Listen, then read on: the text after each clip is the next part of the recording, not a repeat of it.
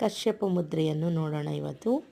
ಕೊನೆಯ 2 ಬೆರಳುಗಳನ್ನು ಅಂಗೈನ ಮಧ್ಯದಲ್ಲಿಡಿ, ಹೆಬ್ಬೆರಳನ್ನು ಅದರ ಮೇಲೆ ಒತ್ತಿಡಿ, ಇನ್ನುಳಿದ 2 ಬೆರಳುಗಳನ್ನು ಹೆಬ್ಬೆರಳಿನ ಮೇಲಿಡಿ. ಕಶ್ಯಪ ಮುದ್ರೆ ರೂಪುಗೊಂಡಿದೆ. ಇದರ ಉಪಯೋಗಗಳನ್ನು ತಿಳಿಯೋಣ.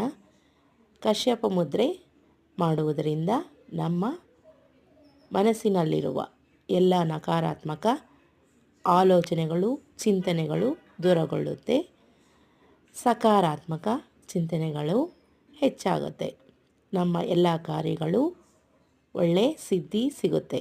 ನಮ್ಮ ಮನಸ್ಸಿಗೂ ದೇಹಕ್ಕೂ ಶಾಂತಿ, ನೆಮ್ಮದಿ ಸಿಗುತ್ತೆ. ದಿನಕ್ಕೆ 5 ರಿಂದ 40 ನಿಮಿಷ ಮಾಡಬಹುದು. 2 ಕೈಯಲ್ಲೂ ಸಹ ಇದನ್ನು ಮಾಡಬಹುದು.